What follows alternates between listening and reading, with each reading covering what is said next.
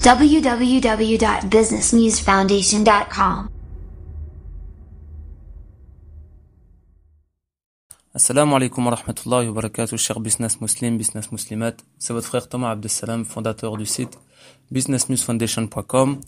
Aujourd'hui, alhamdoulilah, j'ai le plaisir d'être avec un frère, un grand frère d'Ahmed, Inch'Allah, qui va nous faire part de son expérience, qui est comptable, qui travaille dans la fiscalité également, et qui va nous faire part, Inch'Allah, qui va nous répondre un petit peu à quelques questions. Assalamu alaikum wa rahmatullahi wa barakatuh, Ahmed Ahmed. Alaykoum salam wa rahmatullahi wa barakatuh. Comment vas-tu? Alhamdulillah, alhamdulillah, alhamdulillah. Dites-moi. Donc, est-ce que tu peux te présenter auprès de mes auditeurs? Voilà, je m'appelle Dahman Lorega et je suis comptable fiscaliste depuis 2009. Avant 2009, j'étais indépendant à titre principal en commerce entre 2002 et 2008. Et ma formation académique, je suis universitaire. J'ai eu un master à l'université de Liège, à l'école administrative, avant la fusion avec l'HEC. Voilà, grosso modo, mon parcours académique et professionnel. Donc, est-ce que tu peux un petit peu nous parler de ta profession? En quoi est-ce que ça consiste exactement?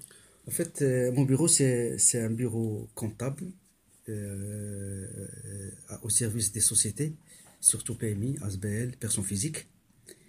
Et on fait quoi? On fait la comptabilité au sens large. On établit les déclarations fiscales pour personnes physiques, pour sociétés, pour IPM, impôt moral, personne morale. Et on fait aussi les déclarations fiscales pour les particuliers. Voilà, c'est grosso modo la partie, on va dire la partie connue. Mais d'autres choses, en parallèle, on fait les études de marché pour les nouveaux clients. On prépare les plans financiers, les constitutions. On fait les études par rapport au recrutement au niveau social, en collaboration avec Securex, ICM et les autres. Autre chose, c'est on gère tout ce qui est conflit entre associés. Et autre chose, on fait tout ce qui est conseil par rapport aux politiques d'investissement pour les sociétés aussi. Mais voilà, notre offre dépend toujours de la demande. Et parfois, nous-mêmes, on crée la demande chez le client lorsqu'on voit des opportunités à ne pas rater. Donc, tu gères 2 bureaux de comptabilité. Tu es donc également un entrepreneur. En fait, ici, à ce niveau, je suis en personne physique et en même temps, je suis gérant d'une SPRL. Je ne vais pas dire le nom, mais voilà, c'est une SPRL. Et en parallèle, je contribue à la gestion d'une autre société qui fait aussi la comptabilité, outsourcing au Maroc, à Rabat. Donc, depuis combien d'années est-ce que tu es entrepreneur, on va dire? Depuis 2002, en tant qu'entrepreneur, depuis 2002, juste après l'université, mais en tant que comptable depuis 2009. Okay. Pourquoi est-ce que tu as voulu travailler à ton compte plutôt que pour une firme, pour une entreprise? En fait, j'ai un parcours un petit peu spécial, c'est qu'après l'université, j'avais un petit problème de permis de travail. En tant qu'étudiant étranger, je n'avais pas le droit de travailler directement dans une société. J'ai déjà trouvé 2-3 offres qui m'ont intéressé. Et dès le premier jour où ils ont éjecté ma demande, sachant que ça a été accepté au début à cause du permis de travail. Alors le choix au début ça a été forcé. Et voilà, et comme le feedback était positif à chaque expérience, et c'est positif certains moments, voilà, je suis devenu un entrepreneur. Mais le départ ça a été ça. Donc, pour parler un petit peu de la comptabilité, quelle est l'importance de comptable dans le bon fonctionnement d'une entreprise? En fait, il y a deux types de comptables. Il y a un comptable où il reçoit les informations telles qu'il est, les factures, les ventes, les achats, les ventes, les extraits bancaires, les fiches de paye, il les encode telles qu'il est. Il encode, il envoie. Ça, c'est le premier type de comptable, premier profil qui est connu. Il y a deuxième type de comptable, c'est des comptables conseillers. Ça veut dire qu'il ne fait pas que la comptabilité, il ne fait pas que l'encodage mécanique. Après, il génère et compile la TVA ou le bilan. Mais c'est un deuxième type de comptable, c'est un deuxième profil. Il consiste à conseiller, coacher l'entrepreneur jusqu'à qu'il arrive à concrétiser ses objectifs. Il accompagne la société avant même la constitution, c'est-à-dire dans la conception. Il accompagne l'entrepreneur dans le lancement, dans la croissance et même dans le développement.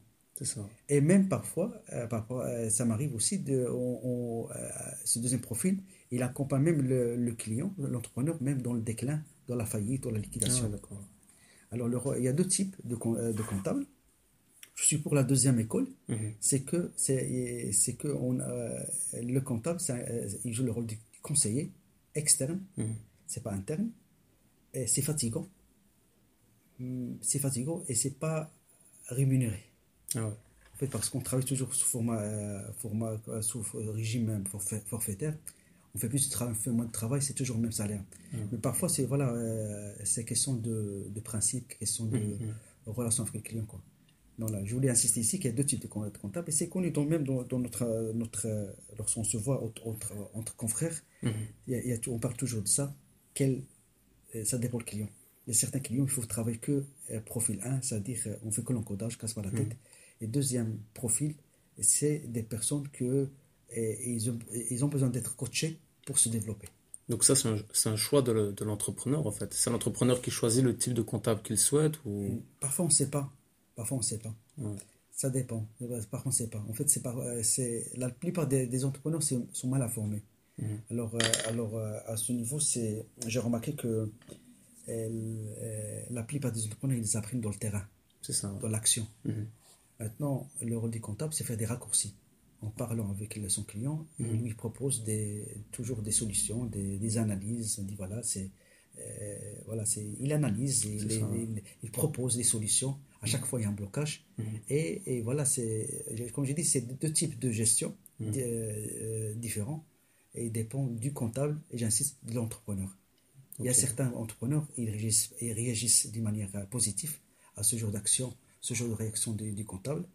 Et il y a certaines personnes qui réagissent mal. Ah ouais. Et, voilà. Et parfois, la personne, il a la demande et le comptable n'est pas prêt à sacrifier C'est ça. Ouais. du temps, de l'énergie Mhm. pour coacher son client. Et toujours, Mhm. la phrase qu'on entend toujours, c'est que, c'est entre comptables, on dit ça, la personne, il a eu la gestion. Alors, il doit être capable de gérer son commerce. C'est C'est la ça. phrase pour se dispenser Mhm. de cet engagement de coacher nos clients. C'est ça. Ouais. Donc, C'est la phrase qu'on entend toujours dire, il a la gestion, c'est pas mhm. mon problème. C'est ça. Donc tout entrepreneur de toute façon doit avoir une gestion et il est censé pouvoir gérer sans avoir les conseils du comptable, en fait. En fait, ça, moi, Dans la théorie, quoi. je crois pas à ça, voilà, C'est ça. parce Ouais. que même si la gestion, c'est quoi la gestion? C'est un petit diplôme qu'on va avoir en 3 mois. Mhm. Mais il y a beaucoup de choses qu'on va pas étudier tout. On va étudier ce qu'est le TVA, on va étudier ce qu'est le bilan, on va étudier la responsabilité solidaire par Mhm. rapport à. Mais il y a beaucoup de choses que le comptable peut transmettre à son client. Mhm.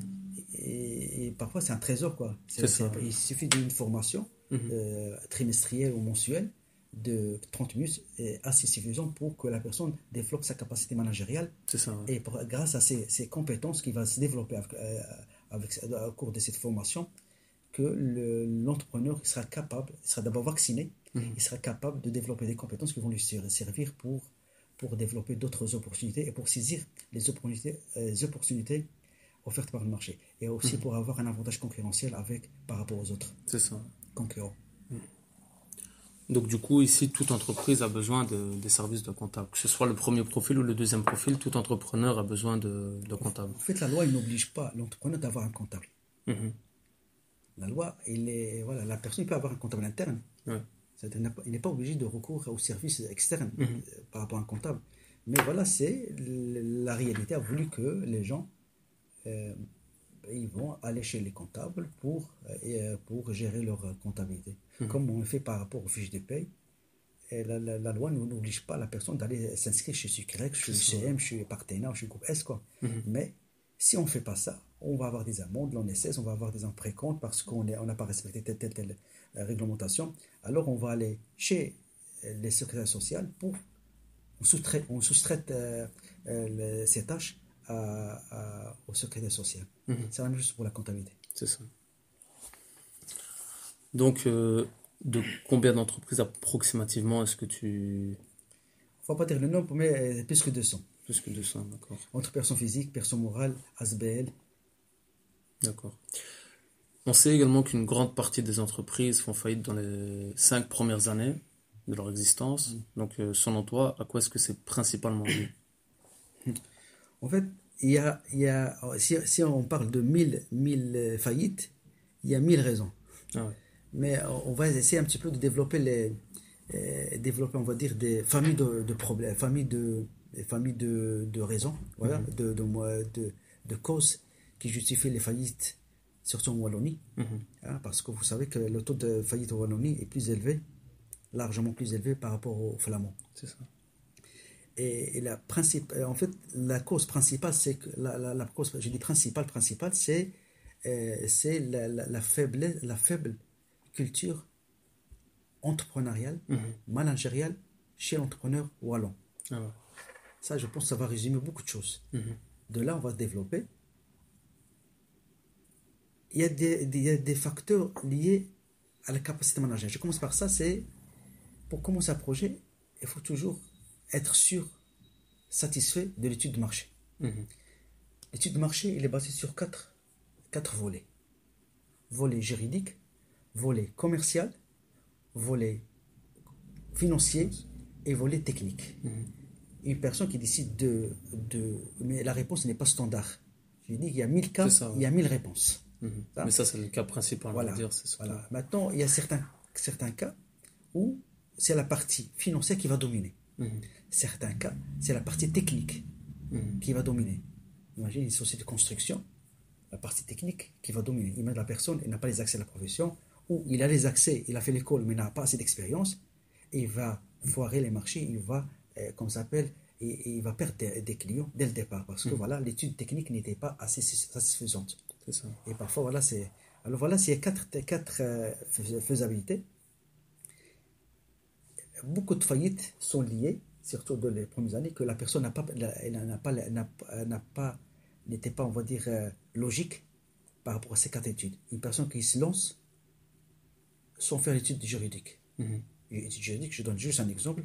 La personne s'est lancée dans un site où il n'a pas fait, comme ça s'appelle, il n'a pas demandé l'autorisation de la région, de la ville de Liège, Mhm. je te parle de Liège mais comme Mhm. exemple, d'aller faire une analyse par rapport au sol.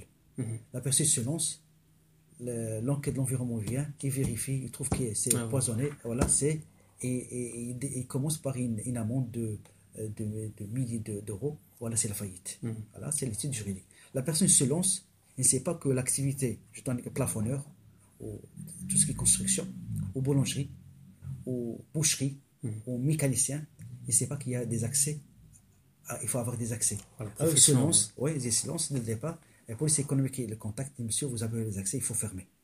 Ah ouais.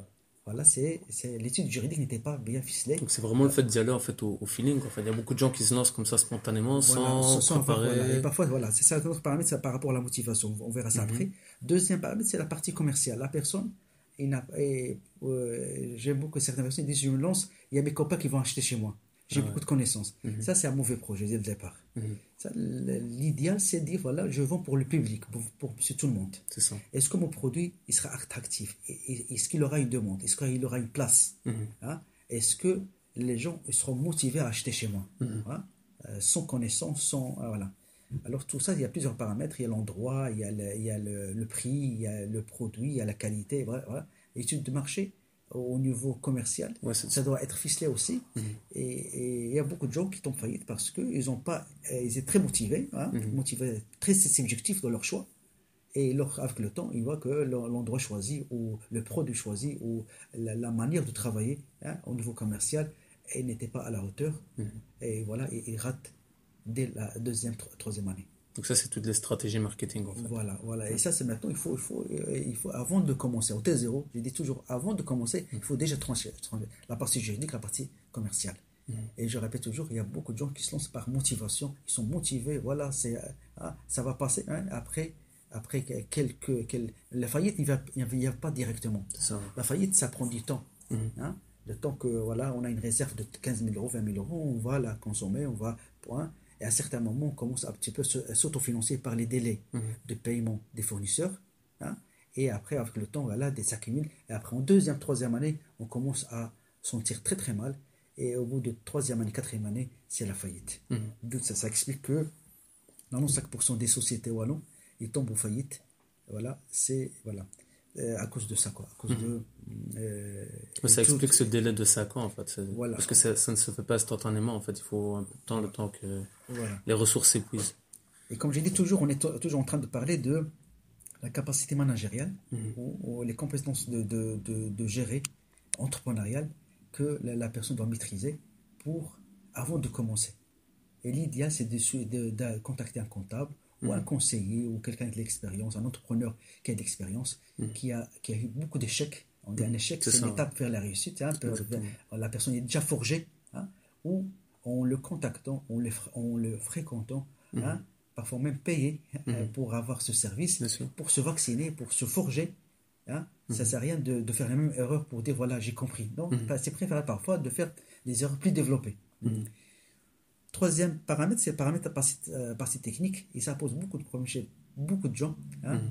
C'est qu'ils commencent leur business et ils sous-estiment la partie technique. Mhm. Et c'est de là que ça vient la faillite ou, ou comment ça s'appelle, la chute.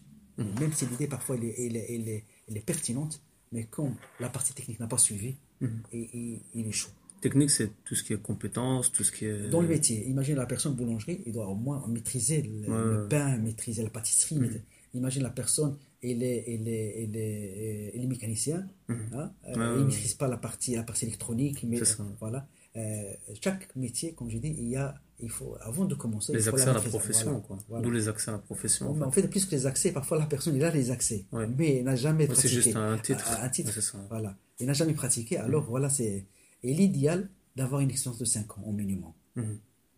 Les 5% des sociétés qui ne tombent pas faillite après 5 ans, leur facteur commun, c'est des gens qui ont passé 4 ans d'expérience avant de se lancer. Maintenant, par rapport à ça, est-ce que tu penses que la passion peut compenser la compétence? Quelqu'un qui est passionné, par exemple, de pâtisserie, Mm, qui va lancer un business dans la mm, pâtisserie, mm. est-ce que le fait qu'il n'ait pas d'expérience en tant que pâtissier, ça doit être un frein? Je vais juste terminer par le troisième point, c'est la partie Mhm. financière. Je vais le terminer comme étude de marché, Ouais. que la personne il se lance sans préparer l'étude de marché, Mhm. la partie financière. C'est très important pour la partie financière parce que j'ai déjà eu plusieurs cas où Mhm. la personne il vient avec 40 000 euros et dit je veux m'investir. Il est très passionné, Mhm. il est même motivé. Hein. On commence à faire l'étude de marché par rapport au loyer, par rapport aux charges fixes, par rapport au personnel, par rapport à son salaire, par Mhm. rapport Mhm. aux abonnements GSM, par Sur rapport. 2 années, ça, Ouais, c'est ça. en fait, je fais ça au moins pour un an, d'abord Mhm. juste Pour pour un an. maîtriser Ouais. la première année. Mais sinon, c'est sur 3 ans Ah ouais. d'habitude, au moins chez moi. Quoi. Mhm. Alors, en faisant le calcul, la personne est motivée. Il a 40 000 euros, il est motivé. Son fournisseur dit je suis prêt à vous donner même un délai de paiement. Et tout est blanc. Lorsqu'on commence à faire l'étude de marché, par rapport au prix de concurrent, par rapport à la situation géographique, Mhm. par rapport au chiffre d'affaires prévisionnel, par rapport au chiffre d'affaires réalisé par les concurrents qui existent déjà via le BNB, Banque Nationale, on essaie un petit peu d'avoir le maximum d'informations. Hein. Le chiffre d'affaires qu'il va réaliser n'est même pas capable de couvrir ses charges fixes. C'est ça. Hein. Alors ça ne sert à rien de se lancer. Mhm. Et parfois c'est ici que la passion devient l'élément d'échec. C'est ça. Hein. Alors je pense la réponse inversée, c'est que avant de faire comme ça, avant de se lancer, il faut bien maîtriser la partie financière, il faut au moins calculer le poids mort du business en question, Mhm. le chiffre d'affaires critique, et voir si on est capable d'atteindre ce chiffre ou non, quelle est la probabilité, quel est le risque, quel est l'intervalle d'erreur. Mhm. Tout ça, ça doit être calculé. Et les résultats doivent être satisfaisants pour que la personne se motive plus. Mhm. Voilà. Alors maintenant, il y a un autre paramètre, c'est que la personne, il dit j'ai 40 000 euros, voilà le chiffre d'affaires critique, je suis capable de l'atteindre, mais voilà ce que j'attends dans le business. Imagine, il attend je ne sais pas, un bénéfice de 20 000 euros. Mhm. Mais dans son calcul, il arrive à peine de couvrir le chiffre d'affaires critique avec un risque, on va dire, de 10%. Mhm. Ça ne sert à rien de se lancer dans le business. C'est ça, ouais. Il faut revoir toute la conception du projet. Mhm. L'idée objectif ou le comportement rationnel, c'est quoi? C'est de dire arrête, je stoppe. Je mets tous mes passions dans le congélateur. C'est-à-dire que C'est ça. je dois maîtriser, autocontrôle interne Ouais. pour ne pas laisser ruiner par mes passions et Parce qu'on par n'a mes. pas les ressources, en fait. On fait parce que le business, il a 40 000 euros au début, Mhm. mais le projet n'est pas capable vu la structure des charges, vu les opportunités commerciales, Oui, n'est pas capable de générer assez de cash c'est flow, ça. de business, Oui. de rentabilité, qui vont couvrir toutes les charges fixes, les charges variables, plus dégager un résultat voulu. Voilà, ça c'est les 4 études qui constituent la base du projet et qui, à mon avis, qui expliquent largement le taux élevé des faillites pendant les 4 premières années. Donc ici, dans ton expérience, dans les personnes que tu as rencontrées, les entreprises que tu as rencontrées, quels sont les plus beaux exemples de réussite que tu as connus et à quoi est-ce que c'était dû? En fait, pour comprendre ça, les facteurs qui font réussir les entreprises sont les mêmes facteurs aux sources négatives qui contribuent à la faillite Ouais. ou à l'échec de certains projets. Je vais expliquer rapidement. Alors, je donne un facteur. Je vais te parler des études de faisabilité. Ouais.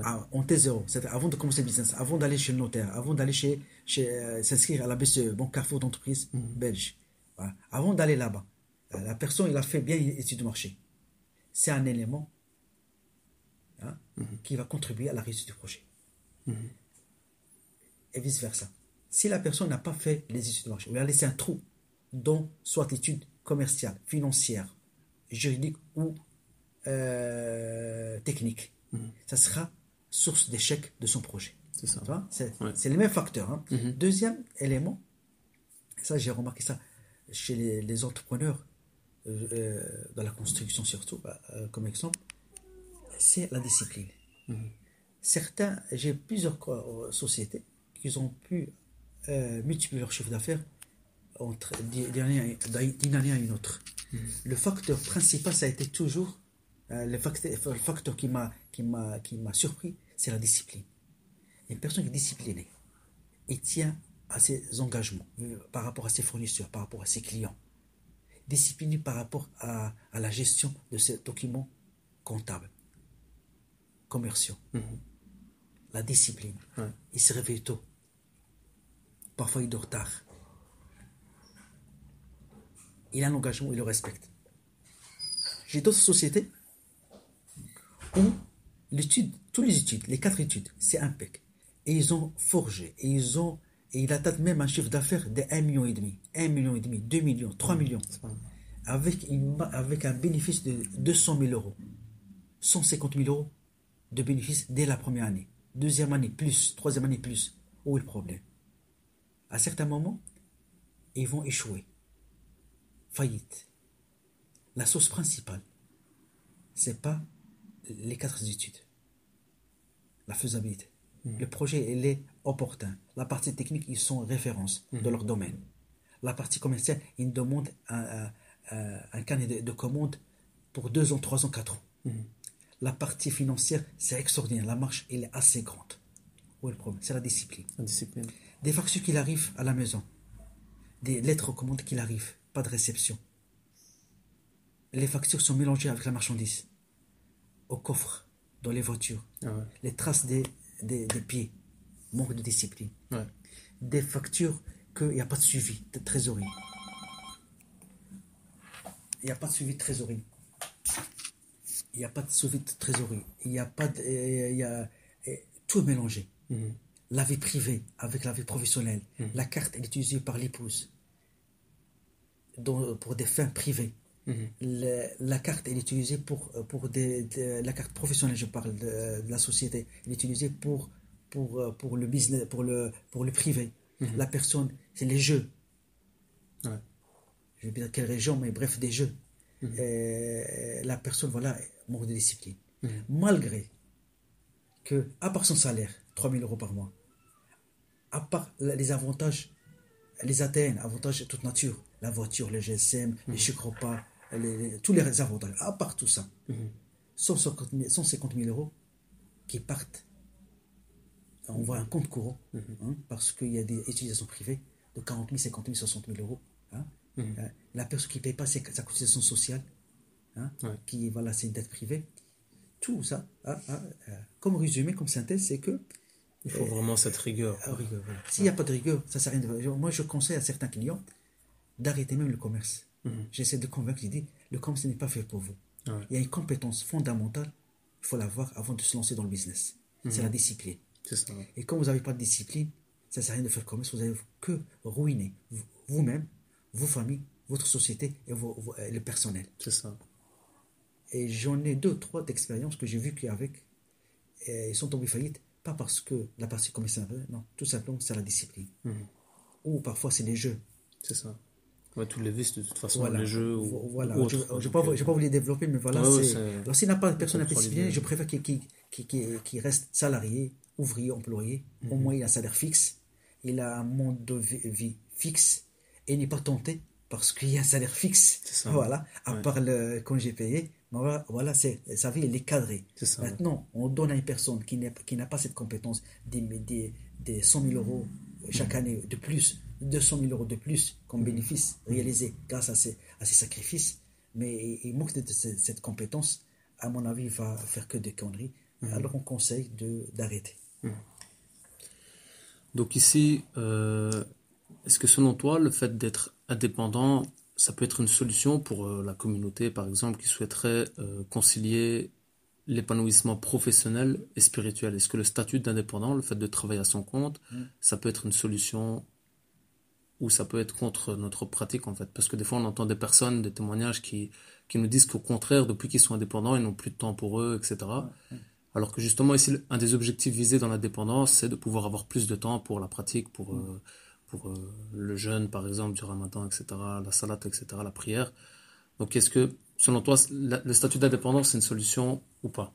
En fait, avant de commencer le business, je me suis convaincu on m'a convaincu, on va dire comme ça, que être indépendant, j'aurais plus de temps pour prier à l'heure, pour jeûner, pour aller à Omra, pour faire autre chose quand je veux. Ouais. Ça, c'est ma première conviction, on va dire comme ça, avant de commencer le business. Mais une fois que j'ai commencé le business, je confirme que la vie la réponse n'est pas absolue. Ici, voilà, c'est une réponse qui est plus personnelle que absolue, quoi. C'est ça. C'est que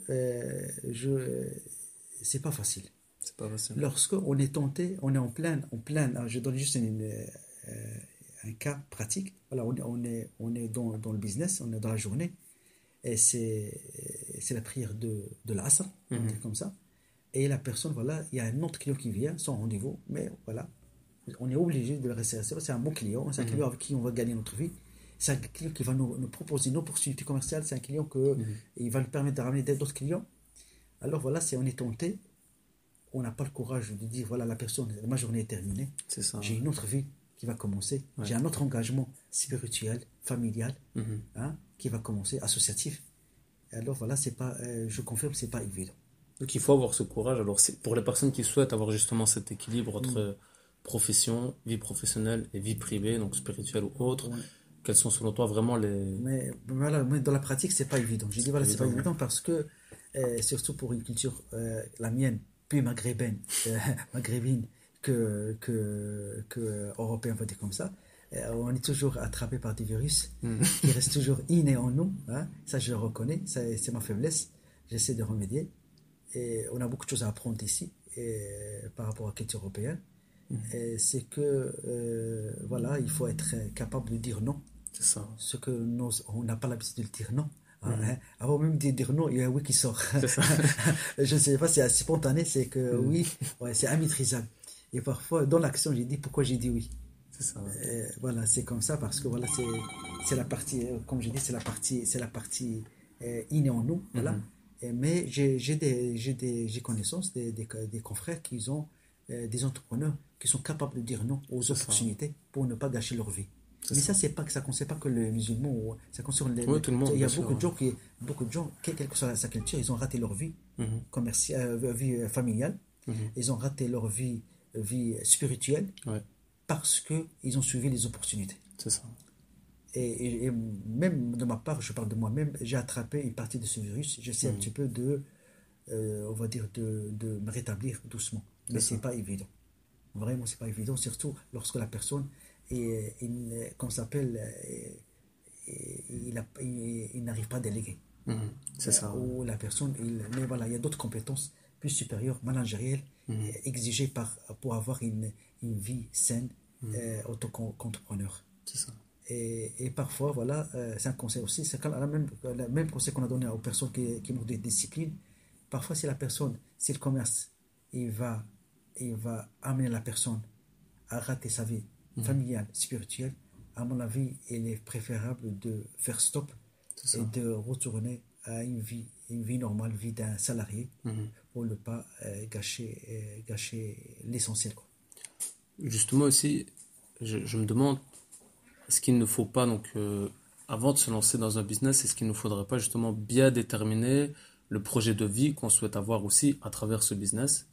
Parce que c'est peut-être un des éléments que les gens ne prennent pas en considération avant de se lancer. Ils sont de bonne intention et puis une fois qu'ils sont pris par Dunia, par les affaires, etc., ils se perdent.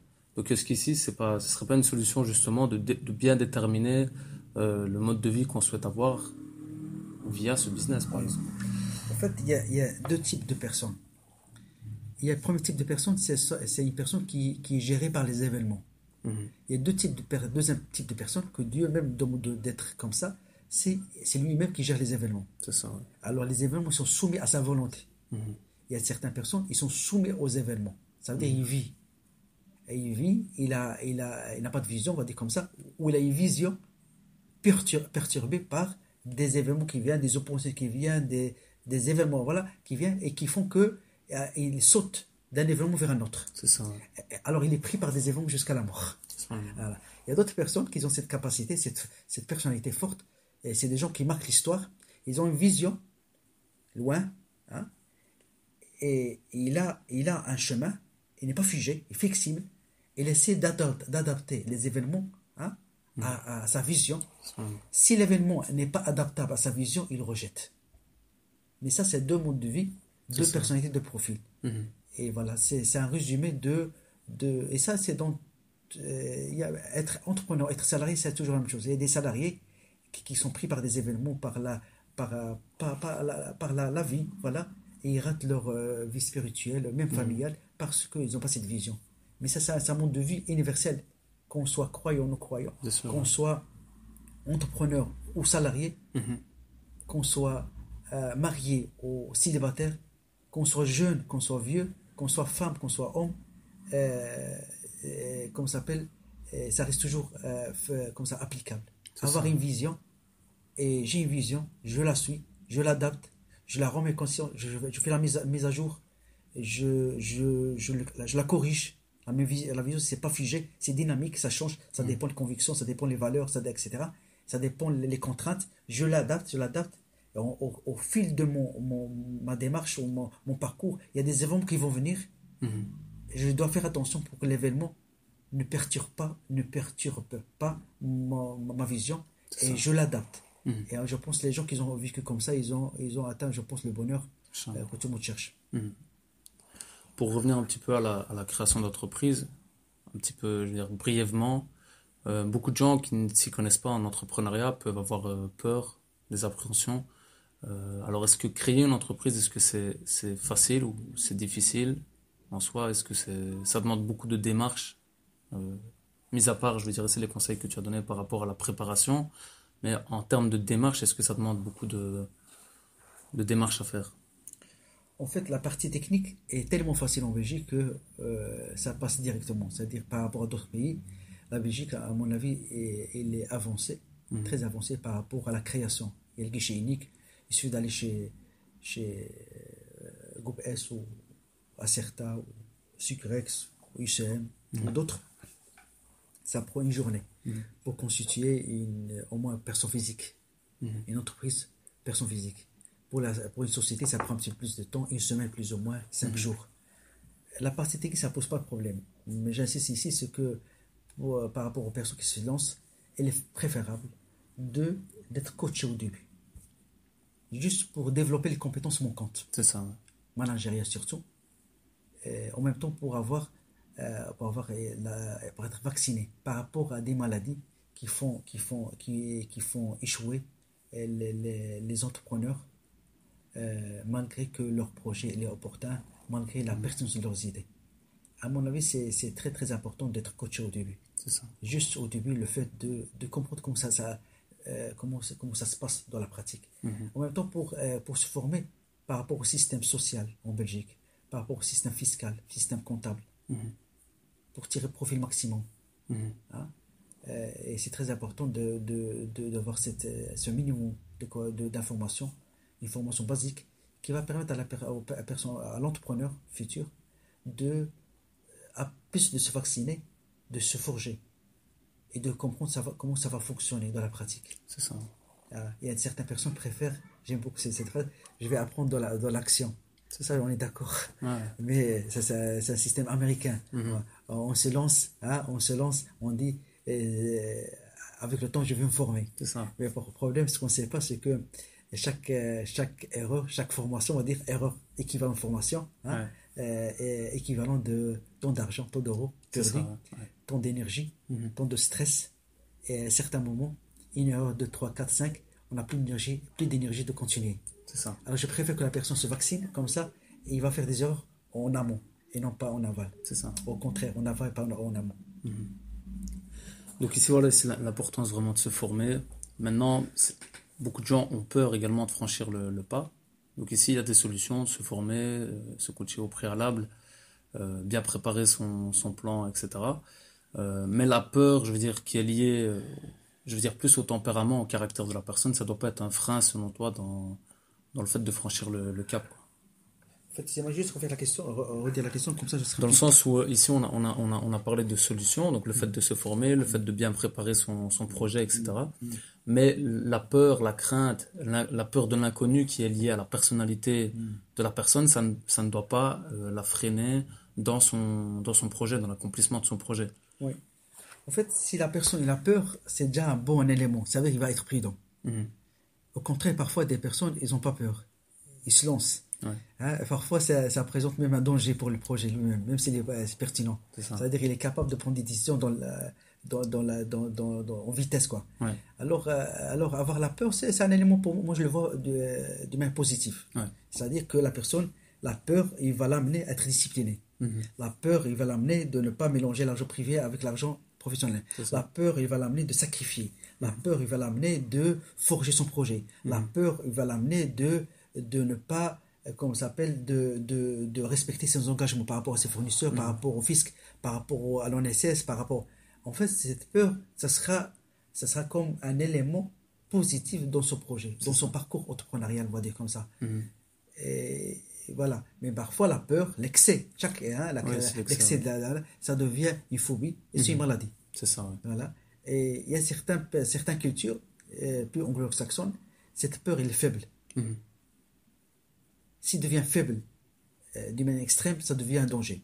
Dans certaines cultures, comme la francophone, la peur est exagérée. C'est ça. Voilà. Maintenant, toujours le juste milieu, c'est le meilleur. Et ne pas être francophone 100%, ne pas être anglo-saxon 100%. Être au juste milieu, réunir entre la peur positive avec la culture de oser positif. C'est ça. Comment maintenant le défi, comment combiner entre oser et avoir peur. Et ça donne, je pense, à une combinaison optimale. Donc voilà, ici, pour conclure, Inch'Allah, un petit peu en résumé, donc pour rappeler un petit peu les conseils vraiment fondamentaux que tu as cités pour les personnes qui souhaiteraient donc entreprendre. Est-ce que tu peux faire une petite conclusion par rapport à ces conseils donc fondamentaux? Je vais juste, en fait, malheureusement, j'ai pas préparé, mais voilà, je vais dire juste des réflexions. Il y a déjà beaucoup de contenu. Voilà, des réflexions un petit peu concernant quelqu'un qui veut se lancer. C'est d'abord, comme j'ai dit, l'idéal, c'est d'être coaché.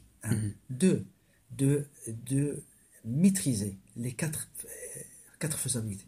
Au moins, le projet doit réussir sur papier. C'est ça. S'il n'a pas réussi sur papier, il ne va pas réussir dans la réalité. Règle 2. Troisième, la discipline. Si la personne n'est pas disciplinée, il doit apprendre d'abord la discipline avant d'entrer dans le business. Sinon, ça ne sert à rien. Une facture avec un montant de 300 euros. Manque de discipline, ça devient 2000 euros. À cause des huissiers de justice. À chaque fois qu'il passe, il prend son auto. Manque de discipline. Ça va? Parmi les éléments aussi positifs qu'un entrepreneur futur doit y avoir, c'est toujours préparer plan B. Pour chaque solution A, préparer plan B. Et ça, c'est l'idéal. L'idéal, c'est quelqu'un qui doit anticiper. Il dit, si telle solution n'est pas faisable, est-ce que j'ai plan B, oui ou non? Je dois le développer. Peut-être le risque n'est pas envisageable 100%. Peut-être, c'est d'ici 6 mois, peut-être je vais avoir un problème. Avant 6 mois, j'anticipe la solution B. C'est ça. Discrètement. Et je la prépare. Je téléphone. Je la prépare. Et ça, pour que mon projet réussisse, je dois avoir toujours la proactivité. Ouais, voilà. Ça, c'est des gens qui ont marqué l'histoire, ils ont toujours cet élément. C'est que, surtout dans le business, ils ne suivent pas les événements. C'est ça. Ils créent des événements. Il y a parfois, le projet passe par des crises, hein, qui peut amener facilement à la faillite. Sauf si la personne, avant, elle a anticipé. Et il a préparé plan B, plan C. Comme ça, le jour J, il ne chipote pas, il passe en plan B directement et continue son voyage. C'est aussi une forme de rigueur, finalement. Voilà. En fait, ça plus de rigueur parce que c'est pas dans le présent. La rigueur, c'est plus que c'est une personne qui a cette réflexion de la vision se projeter. Voilà. Et c'est où il va aller. Il a déjà étudié les risques du marché, de la concurrence, de les facteurs de production, du personnel. Il y a certaines personnes, ils ont raté parce que l'élément principal du personnel et les parties sans avertir. Le projet, il est tout dispersé. Il a pris avec lui tous les carnets d'adresse. Vous voyez, c'est la faillite totale. L'entrepreneur, il a tout prévu. Il a tout étudié. Le projet, il fonctionne. Il est discipliné. Il a toutes les conditions. Mais il n'a pas préparé plan B. Il n'a pas fait étude de risque de ce projet. Parmi les choses que, voilà, c'est un conseil que je donne toujours à mes clients, de consacrer entre 5 et 10% de leur énergie à s'asseoir et à réfléchir, à rectifier le tir. S'asseoir pour faire la gestion des risques. S'asseoir pour voir les chiffres, comment ça se développe. L'idéal, chaque semaine. Sinon, un bilan, faire un petit bilan de la situation. Interne, avec le comptable, avec le personnel, avec les personnes proches, avec le noyau dur. Hein, et s'asseoir. C'est très important de ne pas être pris par les événements, par la vitesse du projet, c'est ça, par les ambitions, par de stopper. Toujours avoir du recul, en fait, sur marquer stop. Stop virtuel, c'est pas stop, hein? Virtuel, s'asseoir et réfléchir. Et l'idéal, c'est de documenter ses réflexions, écrire. Comme ça, la prochaine fois, il aura toujours un fil conducteur. Il ne commence pas de zéro. C'est ça. Ça, j'appelle toujours 5-10% d'énergie pour gérer, mais aussi pour anticiper, pour réorganiser un petit peu.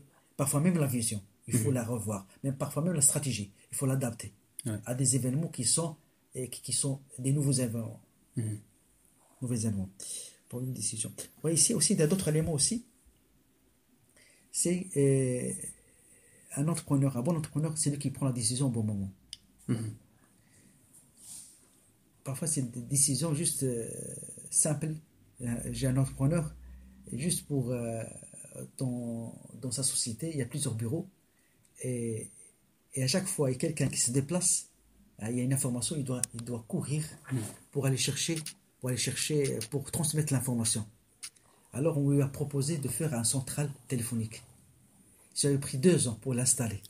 C'est une belle décision, juste pour dire, parfois, il y a des personnes, par rapport à la décision, ils sont lents, parfois ils font beaucoup de calculs, mais ils ne savent pas combien ils vont gagner. Il y a des personnes que ça prend du temps chez eux, voilà. Et ça permet c'est ce genre de mentalité entrepreneuriale, et ils freinent le développement de la société. C'est ça. Et c'est le même principe, la même remarque, il peut être applicable par rapport au commerce, il y a des opportunités, on l'appelle opportunité, c'est parce que c'est lié au temps. C'est ça. Si ça passe 2-3 jours de plus, c'est plus opportunité. Et voilà, c'est un conseil que je donne toujours à mes clients, c'est de saisir les opportunités. D'être réactif. Voilà. Avoir peur, c'est bien. Mais oser aussi, c'est bien. C'est ça. Et on est toujours dans le dilemme, comment combiner entre les deux. Voilà, en fait, maîtriser la Tout fiscalité, l'ensemble. la fiscalité avant de commencer, même pas Mhm. pendant le fonctionnement, on va dire, de la société. Faire un effort pour maîtriser un petit peu comment ça passe, via le comptable surtout, Mhm.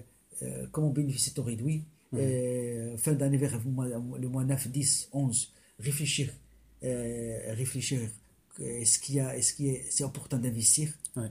est-ce qu'il est opportun d'ajouter des personnels. Mhm. Tout ça, comme ça s'appelle, c'est maîtrise. Il faut maîtriser la partie, j'ai dit sociale, tout ce qui est législation sociale, législation fiscale, pour tirer profit maximum, hein, en respectant toujours notre réglementation nationale. Une petite dernière question par rapport à l'étude de marché, donc. En moyenne, combien de temps est-ce que ça dure une étude comme ça du projet? Mm. Avant de lancer un projet en moyenne, il y a une moyenne ou est-ce que ça dépend vraiment d'un projet à l'autre? Ouais. Parce que c'est une question qu'on pourrait se poser. Voilà, je veux lancer mon projet, mais combien de temps, pendant combien de temps est-ce que je dois me former? Pendant combien de temps est-ce que je dois faire mon étude de marché, Mm. etc. Comment est-ce que ça se détermine? En fait, toujours ici, il n'y a pas de repas, on parle toujours, il n'y a pas de réponse standard. Mhm. S'il y a 1000 cas, il y a 1000 études différentes de l'autre. C'est ça. Mais je parle de mon expérience. Moi, lorsque la personne me parle de son projet, j'ai le feeling. Mhm. Ça, c'est la partie, on va dire, pas objectif. Ouais, Mais voilà, c'est le feeling. Je sens que ce projet. Parfois, la personne me parle, j'ai envie de faire son projet avant même de terminer son exposé. c'est ça. C'est une idée originale. Mhm. C'est une idée où l'opportunité commerciale, elle est vierge. Mhm. Avant même qu'il termine, j'ai dit c'est un projet, c'est un vrai projet. Parfois, des personnes, ils commencent à parler, c'est avant même de faire l'étude. Ça, c'est, on va dire, avant même de faire l'étude, tu dis c'est un projet qui ne va pas réussir. Ouais. Voilà, parce qu'il manque, il est handicap, il manque d'un partie technique énorme. Et au niveau commercial, l'idée, elle est copie-collée. Ah ouais. C'est pas original. Mhm. Il ne se distingue pas. Et plus, il va rentrer dans un marché des gens, ils ont 20 ans, 30 ans C'est d'expérience. ça. Ça sera un chiffre parmi les chiffres. Mhm. Il va juste peut-être trouver. Bon, bref, c'est Mhm. pas une idée. Ouais. Alors maintenant, une fois l'idée, il passe au niveau feeling. Chez moi, au moins, je passe par deuxième étape, c'est l'étape de la concrétisation, Mhm. l'étape de la conception du projet qui précède le lancement. Ici, je suis toujours dans avant T0, c'est-à-dire avant le lancement, avant d'aller constituer la société. Ouais. On fait l'étude, ça dépend le projet. Ça dépend chaque projet. La personne vient avec ses données. Malheureusement, dans la pratique, c'est pas le comptable qui fait ça. Mhm. L'entrepreneur doit sacrifier du temps, parfois de l'argent, pour aller se déplacer, pour aller. Je prends l'exemple de quelqu'un qui veut ouvrir une société. Voilà. Il doit d'abord. L'idéal, c'est d'avoir plus d'informations sur les concurrents. C'est ça. Plus il a des informations sur les concurrents, plus l'étude de marché il sera fiable. Mhm. Et dans la pratique, c'est pas évident Ouais. d'avoir des informations clés Sur le de la concurrent. réussite des concurrents. Mhm. Et ça, c'est l'idéal, c'est d'avoir des informations. Alors, parfois, on se base sur les éléments offerts par les études sectorielles, Ouais. par les banques nationales, Ouais. les publications des bilans, C'est bilan ça. central, Ouais. au central des bilans. Et voilà, parfois, c'est pas évident. Mhm. Et c'est pas suffisant pour constituer une idée fidèle Mhm. et exhaustive. Dans la pratique, on fait quoi? Alors, on va recourir à des méthodes, on va dire, traditionnelles, Mhm. par l'échantillon, on se déplace sur place, on essaie de voir la situation géographique, on essaie un petit peu de voir par des questionnaires, Mhm. pour voir la flexibilité des consommateurs par rapport au prix, par rapport à la qualité, Ouais. on essaie de chercher dans le projet l'avantage concurrentiel. Mhm. On essaie de se déplacer ou se centraliser sur un processus, sur un segment, sur une clientèle, sur un produit, sur un. Voilà. En fait, ici, il y a pas une étude, comme je dis, il n'y a pas au niveau des délais, timing, c'est pas standard. Ouais. Et ça dépend de du projet. Ça Mhm. dépend aussi, parfois, la personne a déjà travaillé dans le même domaine, il a toutes les informations. C'est ça. Alors, l'étude de marché il passe de manière très fluide Mhm. parce qu'il a déjà travaillé 10 ans on va dire, comme soudeur, Mhm. ou comme dessinateur, ou comme boulanger, ou comme boucher. Alors, l'étude, elle est Plus plus fluide, rapide, quoi. hein, plus fluide. Voilà. Et parfois, on part des zéros, et ça demande du temps. Mhm. Un petit mot pour la fin, Inch'Allah, pour encourager les personnes qui souhaitent se lancer. qui sont en train de penser justement à entreprendre, Inch'Allah.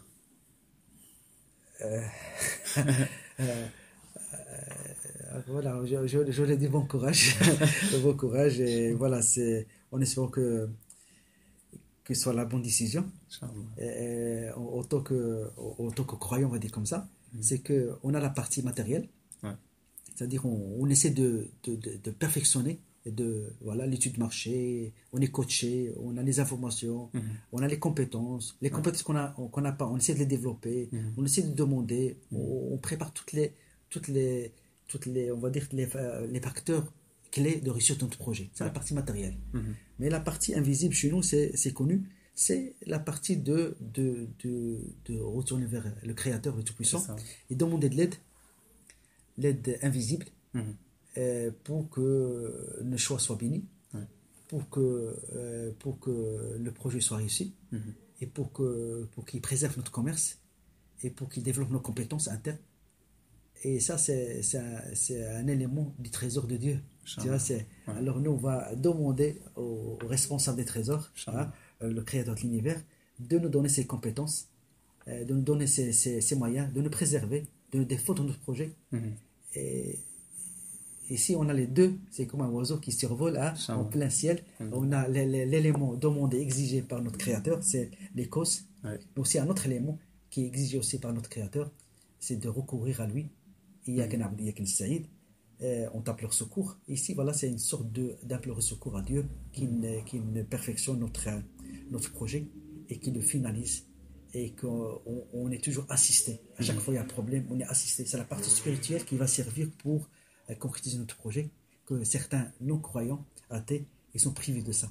Et ça, je pense, c'est un élément très positif. Malheureusement, qu'on n'ait pas la valeur. Barakallahu fik, akhi. Rahman, jazakallahu khairan. Notre récompense.